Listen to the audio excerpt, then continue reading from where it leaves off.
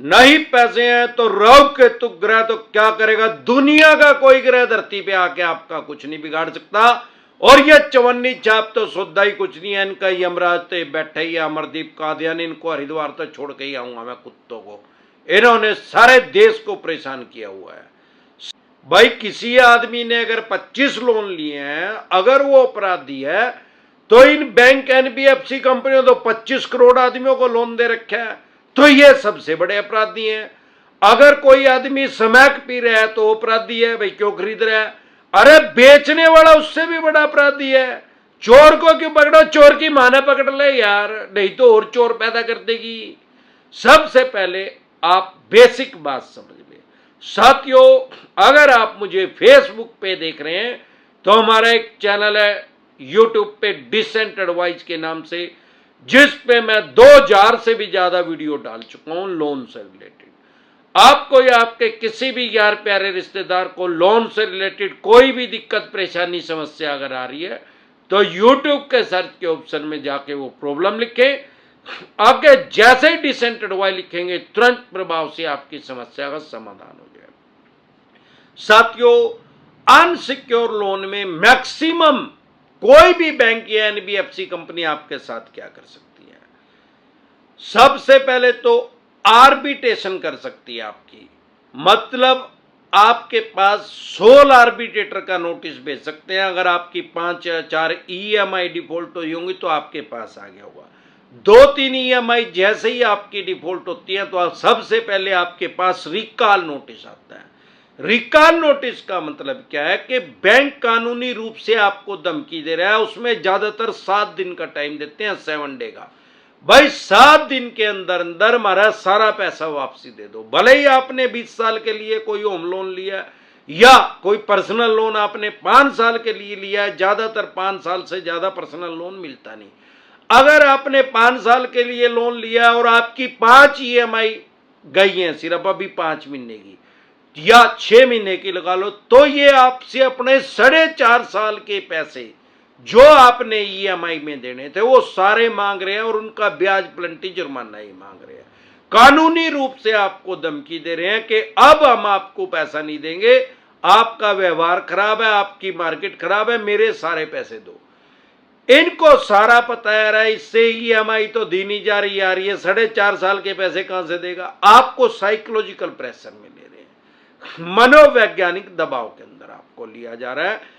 99% fake notice आपके पास भेजे जा रहे हैं, चवन्नी छाप भेज देते हैं, रिकॉल नोटिस का सारी तरह के नोटिस फेक भेज रहे हैं लोगों के पास।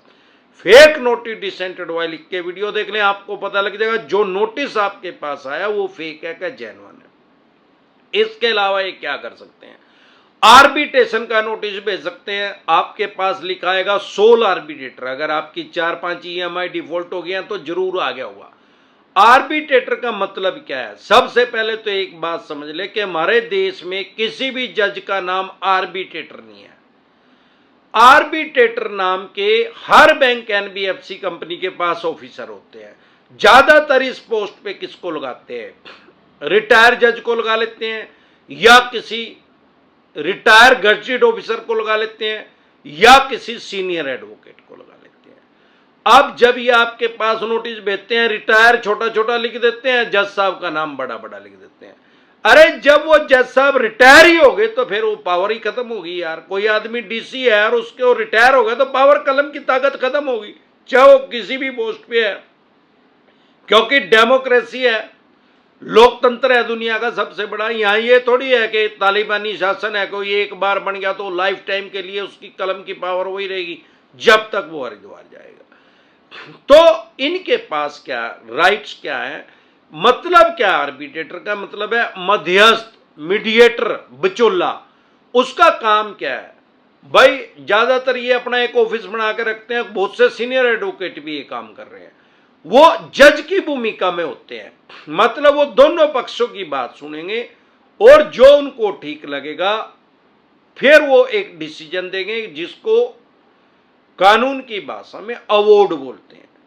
अब उसने अगर अवॉर्ड पास कर भी दिया उस आर्बिट्रेटर ने, सबसे पहले तो जो आर्बिट्रेशन की प्रक्रिया है ये होती क्यों है?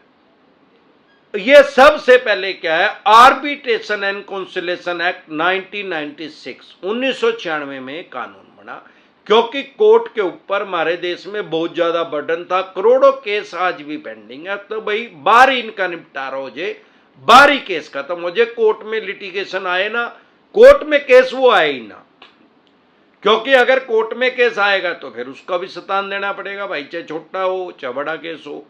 हमारे यहाँ तो 10,000 का केस भी दर्ज हो सकता है, 10 करोड़ का भी, 100 करोड़ का भी, 500 करोड़ का भी। ये कोई लिमिट तो है नहीं कि कोर्ट में आप जा नहीं सकते, आप माननीय सुप्रीम कोर्ट का भी दरवाजा खटखटा सकते हैं। अब होता क्या है भाई, जो ये आर्बिट्रेशन एक्ट है, इसने कोई बैंक एनबीएफसी कंपनी को ऐसे राइट्स नहीं दिए कि आपका अदर स्टेट में आर्बिट्रेशन कर दें, और ज्यादातर अदर स्टेट से ही आता है। तो आप एक सिंपल नोटिस इशू करो उसी आर्बिट्रेटर को और उस बैंक को कि भाई जिस डिस्ट्रिक्ट में रहता हूं मैं, जिस होम टाउन में रहता हूं, आप मेरे होम टाउन के अंदर आर्बिट्रेशन की प्रक्रिया करो, मेरे घर से 2000 किलोमीटर दूर क्यों कर रहे हो। उसका इनके पास कोई जवाब नहीं है। 99% चांस है कि आपकी डिस्ट्रिक्ट होम टाउन में करेंगे नहीं, अगर कर दें तो ऐसे कोई राइट्स नहीं है कि ये आर्बिट्रेटर नियुक्त करेंगे। आप कह दो मैं आर्बिट्रेटर दूंगा, मैं एक आदमी को अपॉइंट करूंगा और वो दोनों पक्ष की बात सुनेगा, मेरी भी और बैंक की भी, और जो वो डिसीजन देगा वही दोनों पक्षों को मान्य होगा। अब वो उसको मानेंगे नहीं, कह दे भाई साहब जब आप मेरे को नहीं मान रहे आर्बिट्रेटर को, तो मैं आपके आर्बिट्रेटर को क्यों मानूं। अब क्या होगा, अब उस बैंक या एनबीएफसी कंपनी को हाई कोर्ट में जाना पड़ेगा, हाई कोर्ट की डायरेक्शन लेके आनी पड़ेगी। हाई कोर्ट एक आदमी को अपॉइंट करेगा, थर्ड पार्टी को, जो ना बैंक का आदमी होगा ना आपका, वो जो डिसीजन देगा वो दोनों पक्षों को मान्य होगा। उसमें सालों लग जाते हैं, तब ये वहां कभी जाते नहीं। तो इस तरीके से आप अपना बचाव कर सकते हैं। या अगर इन्होंने आर्बिट्रेटर की प्रक्रिया पूरी भी कर दी है तो सेक्शन 34 के तहत आप इनके खिलाफ कोर्ट में जा सकते हैं, क्योंकि ये जज का नाम है ही नहीं, उसने अवार्ड दे भी दिया। अरे भाई मैंने तो आज तक कभी भी ग्राहक के हित में वो अवार्ड पास होता नहीं देखा, कभी भी फैसला आते हुए नहीं देखा, क्योंकि कहीं ना कहीं तो ग्राहक भी गलत है भाई, पैसे नहीं दे रहा। लेकिन उसके पक्ष को इग्नोर करके बैंक या एनबीएफसी कंपनी की साइड आता है। अगर अवार्ड पास हो भी गया तो आपकी कोई भी चल संपत्ति आपकी जब्त हो सकती है, अचल संपत्ति नहीं हो सकती। मूवेबल प्रॉपर्टी हो सकती है, अनमूवेबल नहीं हो सकती। जैसे मकान, दुकान, जमीन जायदाद, फैक्ट्री, कारखाना, स्कूल, कॉलेज, बंगला, कोठी, इसके ऊपर ये अवार्ड लागू नहीं होता। कोई चवन्नी छाप आपको ये कह रहा है कि अवार्ड पास करवा के, आर्बिट्रेशन की प्रक्रिया करवा के आपके मकान को जब्त कर देंगे, आपके मकान की एक्शन हो जाएगी, ऑक्शन कर देंगे, बोली करवा देंगे, जमीन की करवा देंगे, फैक्ट्री करवा देंगे, 100% बकवास कर रहा है। चल संपत्ति, मूवेबल प्रॉपर्टी, जैसे scooter, motorcycle, car, jeep, truck, बस, इसको टैच करवा सकता है। लेकिन उसमें भी एक कंडीशन है, अगर आपकी वो व्हीकल पहले ही लोन पे है तो उसको टैच नहीं कर सकते, क्योंकि पहला हक उस बैंक एनबीएफसी कंपनी का जिसने आपको लोन दे रखा है। और ये ऑर्डर तो दे सकते हैं, इन्होंने अवार्ड पास कर दिया, उसके बाद भी इन्होंने कोर्ट में जाना पड़ेगा बैंक एनबीएफसी कंपनी को, क्योंकि वो जज का नाम है ही नहीं, उसने अवार्ड पास कर दिया, उसके बाद भी कोर्ट में जाना पड़ेगा, कोर्ट के ऑर्डर लेके आने पड़ेंगे। तो आप कोर्ट में जाकर उसको चैलेंज कर सकते हैं और इजिली उसमें स्टे मिल जाता है। तीसरा, ज्यादा से ज्यादा चेक बाउंस करेंगे। भाई चेक बाउंस करेंगे, करते का है अदर स्टेट में कर देते हैं, तो डरे घबराए नहीं। अगर आप उसको इग्नोर कर रहे हैं, हल्के में ले रहे हैं, तो आपको 14 दिन के लिए न्यायिक हिरासत में जाना पड़ सकता है, 14 दिन के लिए आपको जेल में जाना पड़ सकता है। लेकिन अगर आप उसको हल्के में नहीं ले रहे, इग्नोर नहीं कर रहे, तो ये बेलेबल ऑफेंस है, जमानती अपराध है। बाय एंड जमानत हो जाती है, सेम डे जमानत हो जाती है, तुरंत प्रभाव से जमानत हो जाती है। माननीय सुप्रीम कोर्ट तक चलते चलते फिर 40-45 साल लगेंगे, फाइनल डिसीजन आते आते। इनके पास इतना टाइम नहीं है।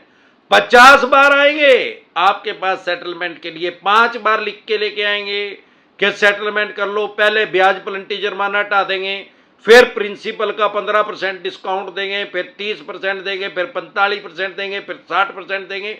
5वीं बार में प्रिंसिपल का भी 75% देने के लिए तैयार हो जाते हैं, क्योंकि इनको पता है 40-45 साल में इसका बोलोराम ही हो जाएगा, हरिद्वार ही चला जाएगा। और जिन्होंने आपको लोन दिया है वो कोई 16 साल के थोड़ी है। 16 साल के लड़के या लड़की को तो कोई आरबीआई लाइसेंस नहीं देती बैंकिंग करने का। तो उस आदमी की उम्र भी 40-45 साल, 30-35 कुछ तो होगी। 45 साल के बाद उसका भी बोलोराम हो जाएगा। इनके पास इतना टाइम नहीं है, डरे घबराए नहीं, सिर्फ अपने राइट्स और अधिकार जान ले, तब आपका डर स्वाभाविक रूप से खत्म हो जाएगा। अगर 2 तरह के नोटिस को अवॉइड ना करें, एक तो चेक बाउंस की, दूसरा अगर सरफेसी एक्ट 2002 के अकॉर्डिंग आपके पास नोटिस आ रहा है 13(2) का, 13(4) का, सिंबॉलिक पोजीशन का, फिजिकल पोजीशन का या डीएम साहब का, उसको कभी भी हल्के में ना लें, कभी भी उसको इग्नोर ना करें। अगर आप उसको इग्नोर कर रहे हैं, हल्के में ले रहे हैं, तो आपकी प्रॉपर्टी की ये ऑक्शन कर देंगे, बोली कर देंगे, स्क्रैप के रेट में, कबाड़ी के रेट में उसको बेच देंगे। फिर चाहे वो मकान, दुकान, जमीन जायदाद, फैक्ट्री, कारखाना, स्कूल, कॉलेज, बंगला, कोठी या शोरूम, जो भी आपने मॉर्गेज करके, रहन रख के, गिरवी रख के इनसे लोन लिया है। लेकिन अगर आपको अपने राइट्स पता है, अधिकार पता है, तो आप सरफेसी एक्ट में भी अपना बचाव कर सकते हैं, क्योंकि ये वर्ल्ड की सबसे बड़ी डेमोक्रेसी है, दुनिया का सबसे बड़ा लोकतंत्र है। आपके जो फंडामेंटल राइट्स हैं, जो संविधान ने आपको अधिकार दिए हैं, वो सरफेसी एक्ट उसको खत्म नहीं कर सकता, ना ही हमारे देश में कोई ऐसा एक्ट आएगा। अगर आपको अपने राइट्स नहीं पता, तो लाखों आदमियों की प्रॉपर्टी को स्क्रैप के रेट में बेच चुके हैं, कबाड़ी के रेट में उसको बेच चुके हैं। अब फॉर एग्जांपल आपकी प्रॉपर्टी की वैल्यू 3 करोड़ रुपए है, ये आपने देना 1 करोड़ रुपए है, या उसकी मार्केट वैल्यू 1 करोड़ रुपए लगा रहे हैं, रिजर्व प्राइस उसका 1 करोड़ रुपए रख दिया, तो आप एक सिंपल नोटिस इशू करो इनको कि भाई मेरी प्रॉपर्टी की वैल्यू 3 करोड़ रुपए है, या आप जिस लोकेशन पे मेरी प्रॉपर्टी है 2 आदमियों का एफिडेविट लेके आओ कि भाई वो अपनी प्रॉपर्टी की 1 करोड़ रुपए में सेल करने के लिए तैयार है। जहां भी मेरी प्रॉपर्टी है, जिस लोकेशन पे है, जिस गांव में, तहसील में, कस्बे में, डिस्ट्रिक्ट में है, जितने स्क्वायर यार्ड की है, जितने स्क्वायर फुट की है, फैक्ट्री या कारखाना है, जिस लोकेशन पे है, जिस मोहल्ले में है, जिस गांव में है, जिस तहसील में है, जिस कस्बे में है, जिस डिस्ट्रिक्ट में है, या आपका कोई फ्लैट है, जिस सोसाइटी में है, जितने स्क्वायर फुट का है, जितने बीएचके का है, उतने ही बीएचके के 2 आदमियों के एफिडेविट लेके आओ कि वो आदमी 1 करोड़ में अपनी प्रॉपर्टी को सेल करने के लिए तैयार है, तो मैं मान लूंगा मेरी प्रॉपर्टी की कीमत 1 करोड़ रुपए है। नहीं तो मेरी प्रॉपर्टी की कीमत 3 करोड़ रुपए है, आप 3 करोड़ में इसको सेल करके 1 करोड़ अपना ले और 2 करोड़ मुझे दे, ना नो मन तेल होगा, ना कभी राधा नाचेगी। तो इस तरीके से आप अपनी प्रॉपर्टी का बचाव कर सकते हैं। या अगर आपका केसीसी का लोन है, खेती किसानी का संबंधित कोई लोन है, तो आपके ऊपर सरफेसी एक्ट इंप्लीमेंट नहीं होता, लागू नहीं होता। अगर आपका 20% से पैसा कम रह गया तो भी सरफेसी एक्ट आपके ऊपर इंप्लीमेंट नहीं होता, लागू नहीं होता। 50% से ज्यादा पैसे जा चुके हैं तो आप इनके खिलाफ डीआरटी में जा सकते हैं, यह भी कोर्ट का नाम है। अगर आपकी 4-5 ईएमआई डिफॉल्ट हो गई हैं तो स्वाभाविक बात है कि आपके पास सरफेसी एक्ट का नोटिस आ गया होगा। अगर 2 ईएमआई डिफॉल्ट हो गई हैं तो आपकी 3 ईएमआई डिफॉल्ट होती है, आपके पास सरफेसी एक्ट का नोटिस आ जाएगा। एक भी ईएमआई अगर आपकी डिफॉल्ट नहीं हुई है, जैसे ही 3 ईएमआई डिफॉल्ट होगी आपके पास सरफेसी एक्ट का नोटिस आ जाएगा। अगर ऐसी क्रिटिकल सिचुएशन आ गई है या आने वाली है तो तुरंत प्रभाव से एडवाइज लें। प्रिवेंशन बेटर देन क्योर, इलाज से हमेशा परहेज बेहतर है। अगर आप हमारे साथ टेलीफोनिकली जुड़ना चाहते हैं या पर्सनल मीटिंग करना चाहते हैं, फिर आपका लोन 2 करोड़ का है, 5 का है, 25 का, 50 करोड़ का, डज नॉट मैटर कि कितने करोड़ का आपका लोन है, कितने अरब रुपए का आपका लोन है। आपके पास लोन से रिलेटेड जो भी डॉक्यूमेंट्स हैं वो सभी लेके आप मेरे से पर्सनली मीटिंग कर सकते हैं, पर्सनली एडवाइस ले सकते हैं, टेलीफोनिकली भी एडवाइस ले सकते हैं। हमारे साथ जुड़ने क्या प्रोसेस है, आपकी स्क्रीन पे कमेंट बॉक्स के अंदर एक नंबर आया हुआ है 9306347314। इस नंबर को सेव करके व्हाट्सएप मैसेज करें, तुरंत प्रभाव से रिप्लाई आएगा कि कैसे आप हमारे साथ टेलीफोनिकली जुड़ सकते हैं, या पर्सनल मीटिंग कर सकते हैं। एक बार जोर से मिलकर नारा लगाएंगे, समझ गए गंजे टकले? जय ससुराल वालों की बोलना है।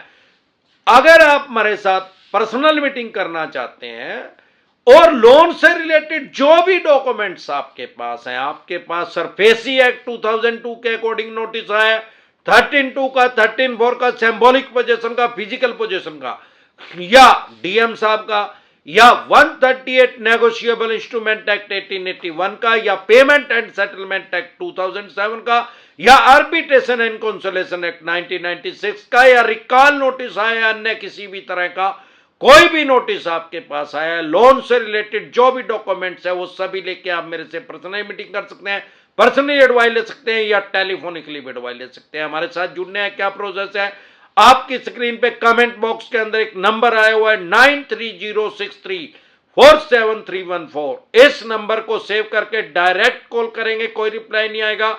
व्हाट्सएप कॉल करेंगे, कोई रिप्लाई नहीं आएगा। व्हाट्सएप मैसेज करेंगे तो तुरंत प्रभाव से रिप्लाई आएगा कि कैसे आप हमारे साथ टेलीफोनिकली जुड़ सकते हैं या पर्सनल मीटिंग कर सकते हैं। एक बार जोर से मिलकर नारा लगाएंगे, बोल पे कंचे टकले, जय ससुराल वालों की।